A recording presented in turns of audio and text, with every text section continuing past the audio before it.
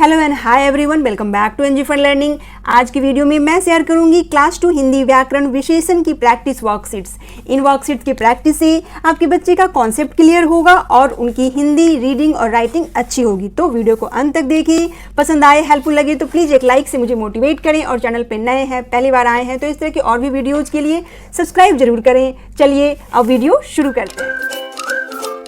सबसे पहले बच्चे को बताइए विशेषण यानी विशेषता बताने वाले शब्द, जैसे उसका आकार कैसा है, मोटा, पतला, छोटा, बड़ा, स्वाद कैसा है, मीठा है, खट्टा है, अवस्था, ठंडा, गर्म, गुण, अच्छा, बुरा, दयालु, संख्या क्या है, 2, 3, 4, रंग कैसा है, लाल, पीला, नीला। तो इस तरह से जब हम किसी भी ऑब्जेक्ट की बात करते हैं, उसके बारे में बताते हैं, तो वो शब्द विशेषण कहलाता है।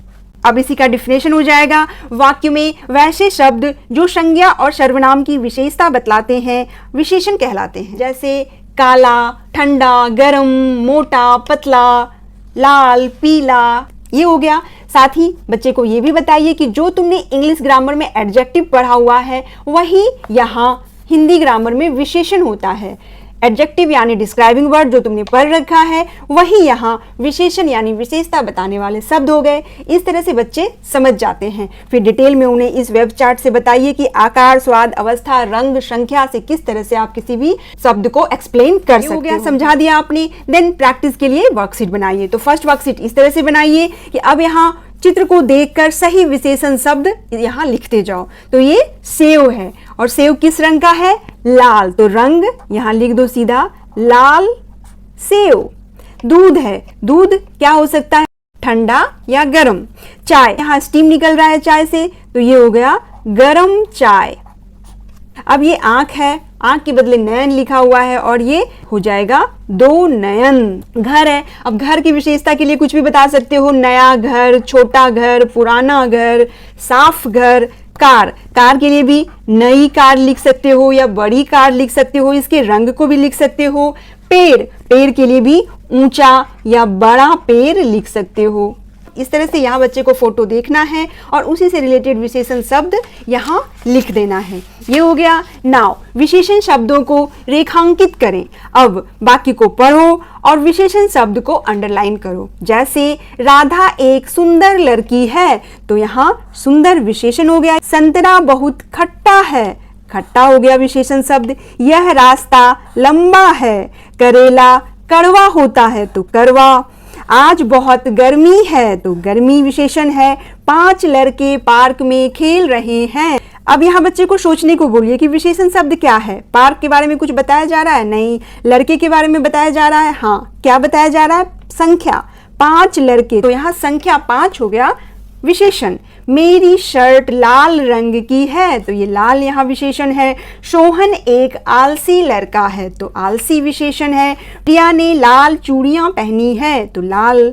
पृथ्वी गोल है, तो आकार भी विशेषण होता है, इसलिए गोल विशेषण हो गया।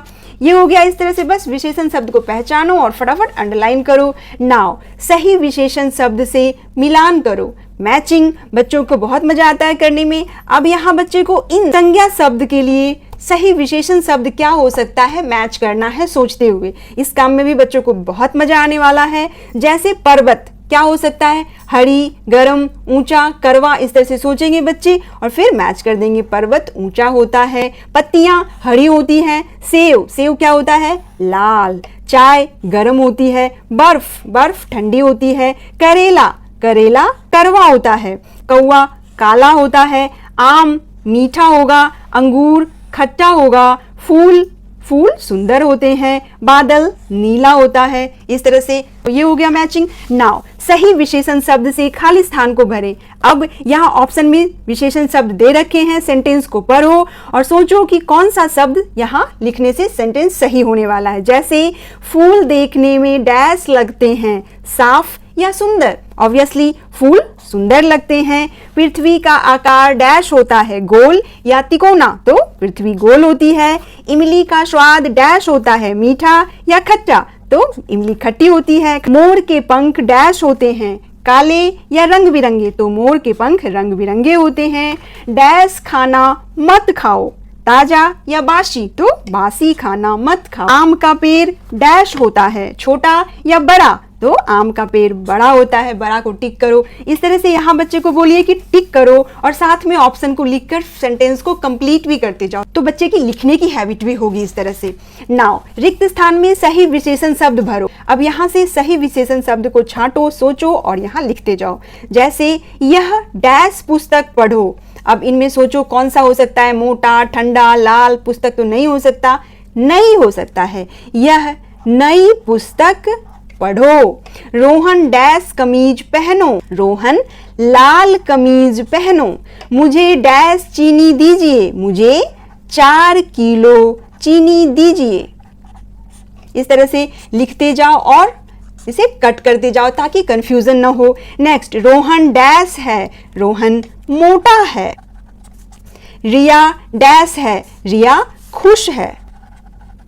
हमें डैश शरबत पीना चाहिए, ठंडा या गर्म। शरबत तो हमेशा ठंडा ही पीना होता है, तो ठंडा शरबत पीना चाहिए। आसमान डैश है। आसमान नीला है। दूध डैश है, तो दूध गर्म है। इस तरह से लिखते जाओ। नाउ बाकियों से विशेषण शब्द छाट कर लिखो। अब लिखने का काम दीजिए इस तरह से कि सेंटेंस को पढ़ो और इनमें जो विशेषण शब्द हैं उन्हें यहाँ लिखते जाओ। जैसे सैनिक बहुत बहादुर होते हैं, तो बहादुर यहाँ हो गया विशेषण। अब बहादुर को यहाँ लिखना भी है।